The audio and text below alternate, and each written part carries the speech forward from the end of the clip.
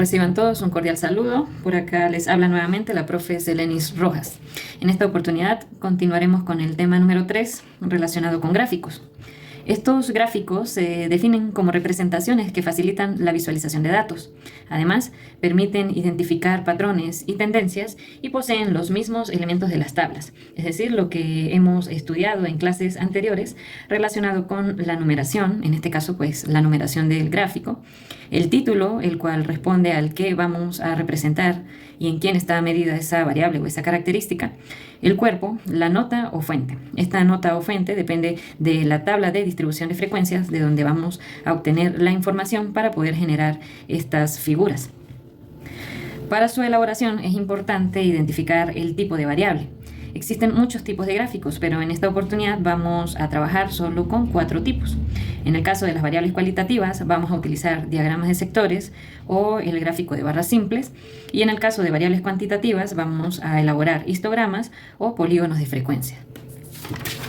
Los diagramas de sectores son los que ustedes conocen o han visto como gráfico de torta o gráfico de pastel. Acá en este pequeño ejemplo tenemos la numeración, gráfico número 1, un título, la nota, y la figura consiste en un círculo dividida en sectores. Cada sector representa una categoría de la variable y el tamaño de estos sectores depende de la proporción o de la frecuencia relativa de esta variable. Una recomendación para este tipo de gráficos es que la variable no tenga más de 5 categorías porque pues, puede ser confuso a la hora de interpretar.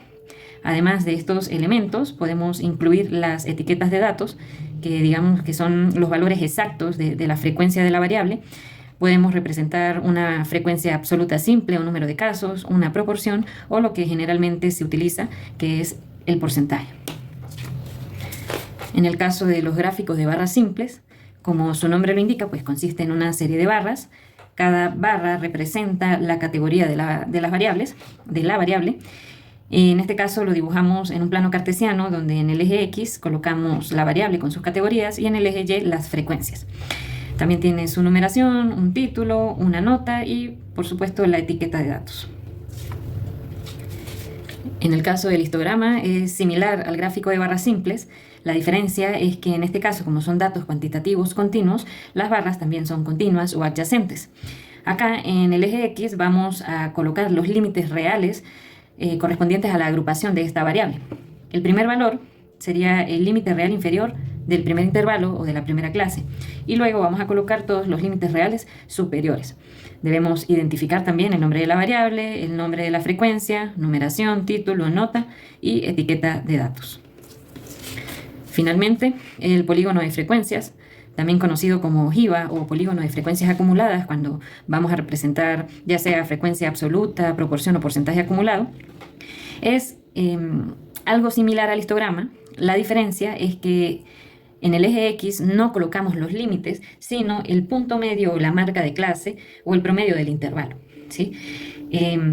Consiste en una línea poligonal, ¿verdad?, cuyos puntos corresponden a las intersecciones que tenemos entre el punto medio y la frecuencia de la variable.